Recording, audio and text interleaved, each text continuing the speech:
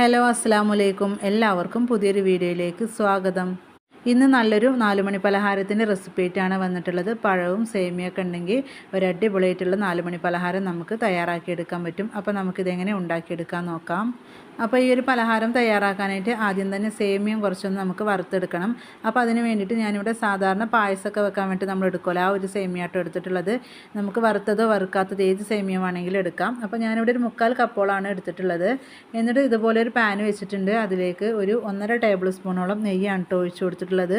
നല്ലപോലെ ചൂടായി വരുമ്പോൾ അതിലേക്ക് നമ്മൾ നേരത്തെ മാറ്റി വെച്ചിട്ടുണ്ടായിരുന്ന ആ ഒരു സേമിയ ഉണ്ടല്ലോ, അത് ഇട്ട് കൊടുക്കുക. എന്നിട്ട് നല്ല രീതിയിലൊന്ന് വറുത്തെടുക്കണം. നമ്മൾ വറുത്ത സേമിയം വാങ്ങുകയാണെങ്കിൽ നല്ല രീതിയിൽ തന്നെ ഇതുപോലെ ഒന്ന് വറുത്തെടുക്കണം കേട്ടോ. അത്യാവശ്യം നല്ല രീതിയിൽ കളർ മാറി കിട്ടുന്നവരെ നമുക്കൊന്ന് വറുത്തെടുക്കാം. ഒരു 2 മിനിറ്റ് നേരം മീഡിയം ടു ലോ ഫ്ലെയിമിലിട്ടിട്ട് നമ്മൾ ഇതുപോലെ ഒന്ന് വറുത്തെടുത്താൽ മതിയിട്ട് അപ്പോഴേക്കും റെഡി ആയിട്ട് കിട്ടും. അപ്പോൾ നമ്മുടെ ചാനൽ ആദ്യമായിട്ട് കാണുന്നവരൊക്കെ ഉണ്ടെങ്കിൽ ഒന്ന് സബ്സ്ക്രൈബ് ചെയ്യുക കേട്ടോ. വീഡിയോ കണ്ടുകൊണ്ടിരിക്കുമ്പോൾ തന്നെ ഇഷ്ടപ്പെടുകയാണെങ്കിൽ ഒന്ന് ലൈക്ക് ചെയ്ത് സപ്പോർട്ട് ചെയ്യാം. അപ്പോൾ സേമിയത്തിൻ്റെ കളറൊക്കെ നല്ല രീതിയിൽ മാറി കിട്ടിയിട്ടുണ്ട്. അപ്പോൾ ഇത്ര മതി. ഇനി ഇതിലേക്ക് ഒരു 1.5 ഗ്ലാസ്സോളം വെള്ളം ഒഴിച്ച് കൊടുക്കുന്നുണ്ട് കേട്ടോ. 250 ml കപ്പിൻ്റെ കണക്ക് പറയുകയാണെങ്കിൽ ഏകദേശം 1.5 കപ്പ് തന്നെയാണ് കേട്ടോ ഞാനിവിടെ ഒഴിച്ച് കൊടുത്തിട്ടുള്ളത്. അതായത് ഈ ഒരു സേമിയ നല്ല രീതിയിലൊന്ന് വേവിച്ചെടുക്കാം കേട്ടോ. അപ്പോൾ അതിനനുസരിച്ചുള്ള വെള്ളം ഒഴിച്ച് കൊടുക്കുക. അപ്പോൾ വെള്ളം ഒഴിച്ച് കൊടുത്തിട്ട് നല്ല രീതിയിലൊന്ന് മിക്സ് ചെയ്തെടുക്കുക കേട്ടോ. ഹൈ ഫ്ലെയിമിൽ തന്നെ ഇട്ട് കൊടുത്തിട്ട് ഒന്ന് തിളപ്പിച്ചെടുക്കുക. തിളച്ചതിന് ശേഷം നമുക്ക് ലോ ഫ്ലെയിമിൽ ഇത് കുക്ക് ചെയ്തെടുക്കാം. അപ്പം നല്ല തിളച്ചതിന് ശേഷം നമ്മൾ ലോ ഫ്ലെയിമിലിട്ട് വേവിച്ചെടുക്കുന്ന സമയത്ത് ഇതിലത്തെ ആ ഒരു വെള്ളം ഉണ്ടല്ലോ, അത് നല്ല രീതിയിൽ മുഴുവനായിട്ടും വറ്റി കിട്ടണം കേട്ടോ. ആ ഒരു സമയം വരെ നമുക്കിത് വേവിച്ചെടുക്കണം. അപ്പം നമ്മൾ ഇതിൽ ഒഴിച്ചു കൊടുത്തിട്ടുള്ള ആ ഒരു വെള്ളം ചൂടായി വരുന്നതിനനുസരിച്ച് ഇടയ്ക്കിടയ്ക്ക് ഇതുപോലെ ഇളക്കി കൊടുക്കുക. ഇപ്പോൾ അത് അത്യാവശ്യം നല്ല രീതിയിൽ തിളച്ച് വന്നിട്ടുണ്ട്. ഇനി നമുക്ക് ലോ ഫ്ലെയിമിലിട്ടിട്ട് അടച്ച് വെച്ചിട്ട് കുക്ക് ചെയ്തെടുക്കാം. അടച്ച് വെച്ചിട്ടുണ്ടെങ്കിൽ പെട്ടെന്ന് തന്നെ ഇത് കുക്കായിട്ട് കിട്ടും.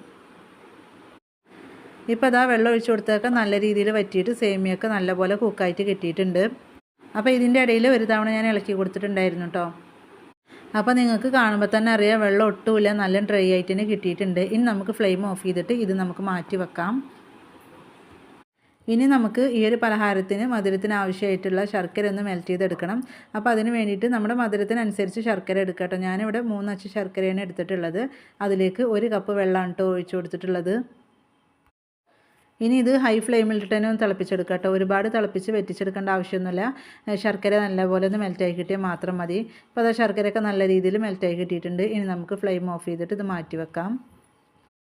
അടുത്തായിട്ട് ഇതുപോലെ ഒരു പാൻ സ്റ്റൗവിൽ വെച്ച് കൊടുത്തിട്ട് അതിലേക്ക് ഒരു 1.5 ടേബിൾ സ്പൂണോളം നെയ്യ് ഒഴിച്ച് കൊടുക്കാം. നെയ്യൊക്കെ നല്ല രീതിയിൽ ചൂടായി വരുമ്പോൾ നേന്ത്രപ്പഴം മുറിച്ചതാണ് കേട്ടോ ഇതിലേക്ക് ഇട്ട് കൊടുക്കുന്നത്. ഒരു ചെറിയൊരു നേന്ത്രപ്പഴമാണ് ഞാനിവിടെ എടുത്തിട്ടുള്ളത്. വലിയ നേന്ത്രപ്പഴമാണെങ്കിൽ അതിൻ്റെ പകുതി എടുത്താൽ മതി കേട്ടോ. നേന്ത്രപ്പഴം നമ്മൾ കട്ട് ചെയ്തെടുക്കുന്ന സമയത്ത് ഇതുപോലെ ചെറിയ പീസുകളാക്കിയിട്ട് കട്ട് ചെയ്തെടുക്കാം. എന്നിട്ട് നല്ലപോലെ ഈ ഒരു നെയ്യിൽ ഇത് വഴറ്റിയെടുക്കണം. അപ്പോൾ ഇത് വഴറ്റിയെടുക്കുന്ന സമയത്ത് ഇതിലേക്ക് ഞാനൊരു ടേബിൾ സ്പൂണോളം പഞ്ചസാരയും കൂടി ചേർത്തിട്ടുണ്ടായിരുന്നു കേട്ടോ. എന്നാലേ ഇത് പെട്ടെന്ന് സോഫ്റ്റായിട്ട് കിട്ടുള്ളൂ. അപ്പോൾ നമുക്കിത് അടച്ച് വെച്ചിട്ട് കുക്ക് ചെയ്തെടുക്കാം കേട്ടോ. അത്യാവശ്യം നല്ല രീതിയിൽ പഴുത്ത പഴം എടുക്കുക. അതാണ് ഈ ഒരു പലഹാരത്തിന് ഏറ്റവും ടേസ്റ്റ് കിട്ടുന്നത്. അപ്പോൾ പഴം നമ്മൾ അടച്ച് വെച്ചിട്ട് ഒരു മീഡിയം ടു ലോ ഫ്ലെയിമിൽ 2 മിനിറ്റോളം ഒന്ന് കുക്ക് ചെയ്തെടുത്തിട്ടുണ്ട്. അപ്പോൾ അത്യാവശ്യം നല്ല രീതിയിൽ കുക്കായിട്ട് കിട്ടിയിട്ടുണ്ട് കേട്ടോ. അതുപോലെ തന്നെ നല്ല സോഫ്റ്റായിട്ട് വരികയും ചെയ്തിട്ടുണ്ട്. ഇനി ഇതിലേക്ക് ഒരു 3/4 കപ്പോളം തേങ്ങ ചിരവിയതാണ് കേട്ടോ ചേർത്ത് കൊടുക്കുന്നത്.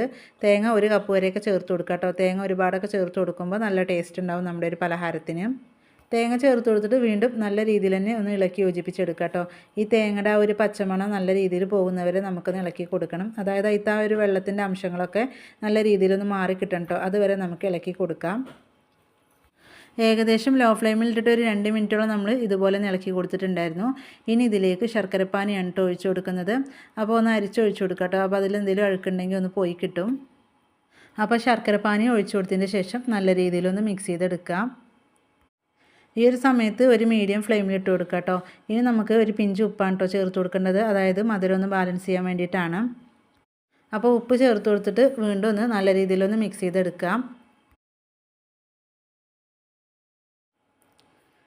ഇപ്പോൾ ശർക്കരപ്പാനിയൊക്കെ നല്ല രീതിയിൽ തിളച്ച് വന്നിട്ടുണ്ട്. ഇനി ഇതിലേക്ക് 2 ഏലക്ക ചതച്ചതാണ് ചേർത്ത് കൊടുക്കുന്നത്.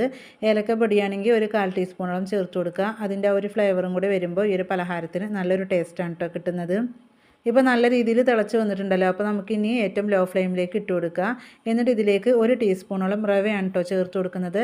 റവ വറുത്തതോ വറുക്കാത്തതോ ഏതാണെങ്കിലും കുഴപ്പമില്ല. 1-2 ടീസ്പൂൺ ചേർത്ത് കൊടുക്കുക കേട്ടോ. ഞാനിവിടെ 1 ടീസ്പൂൺ മാത്രമാണ് ചേർത്ത് കൊടുത്തിട്ടുള്ളത്. റവയൊക്കെ ചേർത്ത് കൊടുത്തിട്ട് നല്ല രീതിയിലൊന്ന് മിക്സ് ചെയ്തെടുക്കുക കേട്ടോ. ഈ ഒരു പലഹാരം സെറ്റായിട്ട് കിട്ടാൻ വേണ്ടിയിട്ടാണ് നമ്മൾ റവ ഇതിലേക്ക് ചേർത്ത് കൊടുത്തിട്ടുള്ളത്. റവയൊക്കെ ചേർത്തിട്ട് നല്ലൊന്ന് തിളച്ച് വന്നിട്ടുണ്ടെങ്കിൽ നമുക്കിതിലേക്ക് നേരത്തെ നമ്മൾ വേവിച്ച് വെച്ചിട്ടുണ്ടായിരുന്ന സേമിയ ഉണ്ടല്ലോ, അതാണ് കേട്ടോ ചേർത്ത് കൊടുക്കേണ്ടത്. അപ്പോൾ പെട്ടെന്ന് മുഴുവനായിട്ട് ഇട്ട് കൊടുക്കരുത്, കൈകൊണ്ട് ഇതുപോലെ കുറച്ച് കുറച്ച് എടുത്തിട്ട് വേണം കേട്ടോ ഇട്ട് കൊടുക്കാൻ. സേമിയ നമ്മൾ റെഡിയാക്കി വെച്ചിട്ട് കുറച്ച് സമയമായിട്ടുണ്ട്. അപ്പോൾ അതുകൊണ്ട് അത്യാവശ്യം നല്ല രീതിയിൽ തണുത്ത് വന്നിട്ടുണ്ടായിരുന്നു കേട്ടോ. അപ്പോൾ ചെറിയ രീതിയിലൊന്ന് കട്ട പിടിച്ചിട്ടുണ്ട്. അപ്പോൾ കൈ കൊണ്ട് ഇങ്ങനെ ആ കട്ടകളൊക്കെ ഒന്ന് റെഡിയാക്കിയതിന് ശേഷം ഇട്ട് കൊടുക്കുക. ഇപ്പോൾ നമ്മൾ വേവിച്ച് വെച്ചിട്ടുണ്ടായിരുന്ന മുഴുവൻ സേമിയ ഇതിലേക്ക് ഇട്ട് കൊടുത്തിട്ടുണ്ട്. ഇനി ഇത് നല്ലപോലെ ഒന്ന് ഇളക്കി യോജിപ്പിച്ചെടുക്കാം. സേമിയൊക്കെ നമ്മൾ വേവിച്ചിട്ടാണ് ചേർത്ത് കൊടുത്തിട്ടുള്ളത്. അപ്പോൾ അതുകൊണ്ട് തന്നെ ഒരുപാട് സമയമൊന്നും വെക്കേണ്ട ആവശ്യമില്ല കേട്ടോ. ഒരു മീഡിയം ഫ്ലെയിമിലിട്ടിട്ട് ഈ ഒരു ശർക്കരപ്പാനി ഒന്ന് വറ്റിച്ചെടുത്താൽ മതി. അപ്പോൾ നല്ല രീതിയിൽ ഇളക്കിയെടുത്തതിന് ശേഷം നമുക്ക് അടച്ച് വെച്ചിട്ട് ഇത് വറ്റിച്ചെടുക്കാം കേട്ടോ. അങ്ങനെ ആകുമ്പോൾ ഈ ഒരു സേമിയത്തേക്ക് ആ ഒരു ശർക്കരയൊക്കെ നല്ല രീതിയിൽ പിടിച്ചിരിക്കും. അപ്പോൾ സേമിയൻ്റെ കട്ടകളൊക്കെ ഉണ്ടെങ്കിൽ ഇതുപോലെ ഒന്ന് അടച്ചു കൊടുക്കുക കേട്ടോ. ചിലതൊക്കെ കട്ട പിടിച്ചിട്ടുണ്ട്, അപ്പോൾ അതൊക്കെ ഇതുപോലെ ഒന്ന് അടച്ചു കൊടുക്കുക. ഇപ്പോൾ അതാ നല്ല രീതിയിൽ മിക്സ് ചെയ്തെടുത്തിട്ടുണ്ട്. ഇനി നമുക്ക് അടച്ച് വെച്ചിട്ട് ഒരു മീഡിയം ഫ്ലെയിമിൽ 2 മിനിറ്റ് മതി കേട്ടോ. അപ്പോഴേക്കും ശർക്കരപ്പാനിയൊക്കെ നല്ല രീതിയിൽ തന്നെ ഒന്ന് വറ്റി കിട്ടും. ശർക്കരപ്പാനിയൊക്കെ നല്ല രീതിയിൽ വറ്റി വരുന്ന ആ ഒരു സമയം കൊണ്ട് നമുക്ക് ഇത് ഏത് പാത്രത്തിലാണോ സെറ്റ് ചെയ്യണത് ആ ഒരു പാത്രം ഒന്ന് നെയ്യൊക്കെ ഒന്ന് സ്പ്രെഡ് ചെയ്തിട്ട് മാറ്റി വെക്കാം കേട്ടോ. അപ്പോൾ ഞാനിവിടെ കേക്ക് ടിന്നാണ് എടുത്തിട്ടുള്ളത്. അപ്പോൾ നിങ്ങളുടെ കയ്യിൽ സ്റ്റീലിൻ്റെ പാത്രം ഉണ്ടെങ്കിൽ അതാണെങ്കിലും കുഴപ്പമില്ല. ഇപ്പോൾ 2 മിനിറ്റൊക്കെ ആയപ്പോഴേക്കും ശർക്കരപ്പാനി നല്ല രീതിയിൽ വറ്റി വന്നിട്ടുണ്ട് കേട്ടോ. ആ ഒരു സേമിയത്തിൽ നല്ല രീതിയിൽ പിടിച്ചിട്ടുണ്ട്.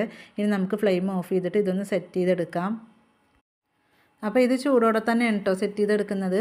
ഇത് സെറ്റ് ചെയ്യുന്ന സമയത്ത് നിങ്ങൾക്ക് വേണമെന്നുണ്ടെങ്കിൽ ഇതിൻ്റെ ആ ഒരു അടിവശത്ത് കുറച്ച് നട്ട്സ് എന്തെങ്കിലുമൊക്കെ ഇട്ട് കൊടുക്കുക കേട്ടോ. കിസ്മിസോ നട്ട്സോ അങ്ങനെ എന്തെങ്കിലുമൊക്കെ ഇട്ട് കൊടുക്കുക. അപ്പോൾ ഞാൻ അതൊന്നും ഇട്ട് കൊടുത്തിട്ടില്ല, വളരെ സിമ്പിളായിട്ടാണ് തയ്യാറാക്കി എടുത്തിട്ടുള്ളത്. ഇത് ഇനി ഒരു പാത്രത്തിലേക്ക് ഇട്ട് കൊടുത്തതിന് ശേഷം നമ്മളിത് ലെവൽ ചെയ്തിട്ട് ആവിയിലൊന്ന് വേവിച്ചെടുക്കുന്നുണ്ട് കേട്ടോ. അപ്പോഴേ ഇത് നല്ല രീതിയിലൊന്ന് സെറ്റായിട്ട് കിട്ടുള്ളൂ. ഇനി അതല്ല സ്പൂൺ വെച്ചിട്ട് കോരി കഴിക്കാനാണെങ്കിൽ ഇനി സെറ്റ് ചെയ്യേണ്ട ആവശ്യമൊന്നുമില്ല കേട്ടോ, അങ്ങനെ വേണമെങ്കിലും കഴിക്കാം. ഇപ്പോൾ അതാ ഇതിൻ്റെ ഒരു മുകൾ വശമൊക്കെ ഒന്ന് ലെവൽ ചെയ്തെടുത്തിട്ടുണ്ട്. ഇനി നമുക്കിത് ആവിയിലൊന്ന് വേവിച്ചെടുക്കാം കേട്ടോ. ഒരുപാട് സമയമൊന്നും വെക്കേണ്ട ആവശ്യമില്ല. ഹൈ ഫ്ലെയിമിൽ 5 മിനിറ്റ് മാത്രം വെച്ച് കൊടുത്താൽ മതി കേട്ടോ. അപ്പോൾ ഞാൻ നേരത്തെ തന്നെ വെള്ളമൊക്കെ ഒന്ന് തിളക്കാൻ വേണ്ടിയിട്ട് വെച്ചിട്ടുണ്ടായിരുന്നു. അപ്പോൾ വെള്ളമൊക്കെ നല്ലപോലെ തിളച്ചിട്ട് ആവി വരുന്നുണ്ട് കേട്ടോ. ഇനി നമുക്ക് ഇതിൻ്റെ മുകളിലേക്ക് വെച്ച് കൊടുക്കാം കേട്ടോ. അപ്പോൾ അത്യാവശ്യം നല്ല രീതിയിൽ ആവി വരുമ്പോൾ മാത്രം വെച്ച് കൊടുക്കാം. ഏകദേശം 5 മിനിറ്റ് ഹൈ ഫ്ലെയിമിൽ ഇട്ട് കൊടുത്താൽ മതി. അപ്പോഴേക്കും ഇത് നല്ലപോലെ സെറ്റായിട്ട് കിട്ടും. അപ്പോൾ അതാ നമ്മൾ വെച്ച് കൊടുത്തിട്ട് 5 മിനിറ്റൊക്കെ ആയിട്ടുണ്ട്. നമ്മുടെ പലഹാരം നല്ല രീതിയിൽ തന്നെ ഒന്ന് സെറ്റായിട്ട് കിട്ടിയിട്ടുണ്ട്. ഇനി ഈ പാത്രത്തിൽ നിന്ന് ഇത് മാറ്റി വെക്കാം കേട്ടോ. നല്ലപോലെ ഒന്ന് തണുത്ത് വരട്ടെ. ഒരു 10 മിനിറ്റ് വരെയൊക്കെ പുറത്ത് വെക്കേണ്ടി വരും കേട്ടോ. അപ്പോഴേ നല്ല രീതിയിലൊന്ന് തണുത്ത് വരുള്ളൂ. ഇപ്പോൾ നമ്മുടെ പലഹാരം നല്ല രീതിയിൽ തണുത്ത് വന്നിട്ടുണ്ട്. ഇനി നമുക്കൊരു സ്പാച്ചില ഒരു സ്പൂണ് വെച്ചിട്ട് ഇതിൻ്റെ സൈഡ് വശം ഇതുപോലെ ഒന്ന് വിരിയിപ്പിച്ചെടുക്കാം. ഈ ഒരു പലഹാരം നല്ലപോലെ തണുത്ത് വന്നിട്ടുണ്ടെങ്കിൽ ഇതിൻ്റെ സൈഡ് വശമൊക്കെ ഒന്ന് വിട്ട് വന്നിട്ടുണ്ടാകും കേട്ടോ. എന്നാലും ജസ്റ്റ് ഇതുപോലെ ഒന്ന് ചെയ്ത് കൊടുക്കുക. അപ്പോൾ ഈ ഒരു പാത്രത്തിൽ നെയ്യ് സ്പ്രെഡ് ചെയ്തിട്ട് സെറ്റ് ചെയ്തെടുത്തുകൊണ്ട് തന്നെ പെട്ടെന്ന് വിട്ട് കിട്ടും കേട്ടോ. അപ്പോൾ ഇതുപോലെ ഒന്ന് വെച്ചിട്ടും തട്ടി കൊടുക്കാം. അപ്പോൾ ഇതിൻ്റെ എല്ലാ സൈഡും വിട്ട് കിട്ടുന്നില്ലെങ്കിൽ എല്ലാ സൈഡും ഒന്ന് ഒരേപോലെ ഒന്ന് തട്ടി കൊടുക്കാം കേട്ടോ. നല്ലപോലെ സെറ്റായിട്ടുണ്ടെങ്കിൽ നമുക്ക് പൊട്ടാതെ കിട്ടും കേട്ടോ. ശർക്കരപ്പാനിയൊക്കെ നല്ല രീതിയിൽ വറ്റിയിട്ട് നല്ല സെറ്റായിട്ടാണ് നമ്മൾ ഈ ഒരു പാത്രത്തിൽ സെറ്റ് ചെയ്തെടുത്തിട്ടുണ്ടായിരുന്നത്. അപ്പോൾ അതുകൊണ്ട് തന്നെ നല്ലപോലെ നമുക്ക് ഈ ഒരു പലഹാരം സെറ്റായിട്ട് കിട്ടിയിട്ടുണ്ട്. അപ്പോൾ സേമിയ നേന്ത്രപ്പഴമൊക്കെ വെച്ചിട്ടുള്ള നല്ലൊരു പലഹാരം ഇവിടെ റെഡി ആയിട്ടുണ്ട്. അപ്പോൾ മധുരമുള്ള പലഹാരമൊക്കെ കഴിക്കാൻ ഇഷ്ടമുള്ളവർക്കൊക്കെ ഈ ഒരു പലഹാരം വളരെയേറെ ഇഷ്ടപ്പെടും. അപ്പോൾ ഈ ഒരു പലഹാരം കാണാൻ തന്നെ നല്ല ഭംഗിയാണ് കേട്ടോ. അതുപോലെ തന്നെ കഴിക്കാനും നല്ല ടേസ്റ്റാണ്. അപ്പോൾ സേമിയ നേന്ത്രപ്പഴമൊക്കെ ഉണ്ടെങ്കിൽ എന്തായാലും ഒന്ന് ട്രൈ ചെയ്ത് നോക്കാം കേട്ടോ. കുട്ടികൾക്കൊക്കെ വളരെയേറെ ഇഷ്ടപ്പെടും. അപ്പോൾ നമുക്ക് ഒരു കത്തി വെച്ചിട്ട് ഇതൊന്ന് കട്ട് ചെയ്ത് നോക്കാം കേട്ടോ. അത്യാവശ്യം നല്ല സോഫ്റ്റാണ് കേട്ടോ. ഇത് കാണുമ്പോൾ തന്നെ അറിയാം. പിന്നെ സേമിയ ആയതുകൊണ്ട് തന്നെ പറയേണ്ട ആവശ്യമില്ല, നല്ല സോഫ്റ്റാണ്. സേമിയ നമ്മൾ നെയ്യിൽ വറുത്തെടുത്ത് ചെയ്ത് കൊടുത്തുകൊണ്ട് തന്നെ നല്ലൊരു ഫ്ലേവർ ഉണ്ട് കേട്ടോ ഈ ഒരു പലഹാരത്തിന്. അപ്പോൾ തീർച്ചയായും ഒരു തവണ നിങ്ങൾ ട്രൈ ചെയ്ത് നോക്കുക. അപ്പോൾ ഇത് ഇങ്ങനെ വേണമെങ്കിലും കഴിക്കുക. അതല്ല കുറച്ച് തണുപ്പിച്ചിട്ട് കഴിക്കണമെങ്കിൽ ഫ്രിഡ്ജിൽ ഒരു 10 മിനിറ്റ് നേരം വെക്കുക കേട്ടോ. അപ്പോൾ ചെറിയൊരു തണുപ്പോടുകൂടെ കഴിക്കുമ്പോൾ ഒരു പ്രത്യേക ടേസ്റ്റാണ്. അപ്പോൾ ഇത്രയേ ഉള്ളൂ കേട്ടോ നമ്മുടെ ഇന്നത്തെ ഒരു വീഡിയോ ഇഷ്ടപ്പെട്ടാൽ ഒന്ന് ലൈക്ക് ചെയ്യുക. നിങ്ങളുടെ അഭിപ്രായങ്ങൾ അറിയിക്കുക. ഫ്രണ്ട്സിനും ഫാമിലിക്കും ഷെയർ ചെയ്ത് സപ്പോർട്ട് ചെയ്യുക.